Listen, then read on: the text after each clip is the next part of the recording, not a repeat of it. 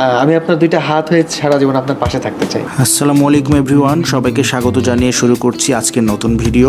আজকের ভিডিওটা একটু স্পেশাল, কারণ আমি যাকে ইনভাইট করেছি তিনি অত্যন্ত পরিচিত একজন মুখ, জনপ্রিয় কন্টেন্ট ক্রিয়েটর মিরাজ আফ্রিদি ভাই। আমি তাকে যেভাবে গ্রিটিংস করেছি এর জন্য উনি ভীষণভাবে সারপ্রাইজড হয়েছেন। এরপরে আমরা কথা না বাড়িয়ে সরাসরি রেস্টুরেন্টে গিয়ে বসি, খুব স্বল্প পরিসরে তার সফলতার গল্প শুনি। ফার্স্ট অফ অল হচ্ছে যখন আমি ছোটোবেলায় পড়াশোনার জন্য স্কুলে ভর্তি হতে যাই, তখন আমার বয়স 7 থেকে 8 বছর। তো ভর্তি হতে গেলে আমাকে স্কুলে ভর্তি করে না, কারণ আমি পা দিয়ে লিখতে পারবো না, হাত তো নাই। তো প্রথম দিন হচ্ছে ফার্স্টের দিন হচ্ছে স্যার স্কুল থেকে বের করে দেয় যে তুমি তো লিখতে পারবে না, তোমাকে ভর্তি করা সম্ভব না। তারপর আবার বাড়িতে যাওয়ার পর বোন লেখা শেখায় পা দিয়ে, যে দেখো তুমি পা দিয়ে লিখতে পারো কি না। আমার বোন আমাকে লেখা শেখাইছিল।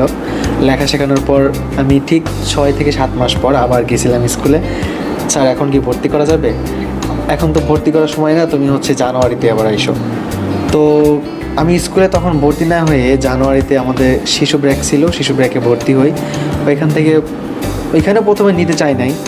তারপর হচ্ছে এই স্কুলের একটা স্যার ছিল, উনি বললো যে তোমাকে আমি পড়াবো, আমি লেখাবো তোমাকে, তুমি যেহেতু লিখতে একটু পারো আমি তোমাকে লেখাবো পড়াবো, সমস্যা নেই, তুমি টেনশন করো না। তারপর উনি আমাকে ভর্তি করে, পড়াশোনা শুরু হয়। এর মধ্যে অনেক বাধা তো ছিলই, যে মানুষ বলতো যে জন্ম হওয়াটাই ভুল, আমার জন্ম কেন হয়েছে, যদি জন্মটা হয়েছে সেহেতু 2 হাত যেহেতু নাই, রাস্তায় গিয়ে ভিক্ষা করলেও তো পারে, এরকম কথা অনেক শুনতে হয়েছে। তারপরেও আল্লাহ পাকের কাছে হাজার শুকরিয়া যে অনেক কষ্ট করে আমার আম্মু পড়াশোনা করাইছে।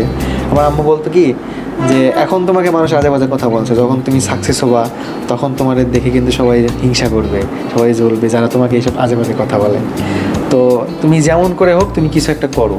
আম্মু অনেক চেষ্টা করছে, আম্মু শুধু চাইছে যে আমি যেন আম্মু মারা গেলে যেন আমার কোনো কারোর উপর ডিপেন্ড করে চলতে না হয়, আমার ভাইয়ের ওপর বা কারোর ওপর। তারপর ধীরে ধীরে পড়াশোনা শেষ করার পর এসএসসি পাস করার পর যখন ইন্টারে ভর্তি হলাম, এর আগে থেকে হচ্ছে তৌহিদ আফ্রিদি ভাইয়ের ভিডিও দেখতাম, আমার ভিডিওগুলো ভালো লাগতো। তো ওই থেকে হচ্ছে ভিডিওর আর কি কন্টেন্ট ক্রিয়েশন শুরু হয়। আর আল্লাহ পাক আজকে আমাকে এই জায়গায় নিয়ে আসছে। আপনার সহধর্মিণীর কথা একটু শুনতে চাই। হ্যাঁ, ও তো আসলে ওর সাথে আমার বিয়েটা হয়েছে অন্যভাবে। আমাদের পরিচয়টা ফার্স্ট অফ অল ফেসবুকে। তো ফেসবুকে আমাকে একটা মেসেজ সরাসরি দিয়ে বলতেছে, কোনো কিছু বলে না, আমি বললাম, আমাকে সালাম দিয়েছে, আমি উত্তর দিচ্ছি, বলতেছে আপনি আমাকে বিয়ে করবেন? আমি আজব একটা মেয়ে হুট করে কেন বলবে আপনি আমাকে বিয়ে করবেন? আমি আপনার দুইটা হাত হয়ে সারা জীবন আপনার পাশে থাকতে চাই। আপনাকে দেখে আমার অনেক মায়া লাগে, আপনার যখন ভিডিওগুলো দেখে আমার অনেক মায়া লাগে, আমি কান্না করি, আপনি এত কষ্ট করে পা দিয়ে কাজগুলো করেন। তো এই কথা শুনে কেমন মাথার মধ্যে একটা চিন করে উঠলো যে কোনোদিন তো এরকম কোনো মেয়ে এরকম কথা বলে নাই যে আপনার দুইটা হাত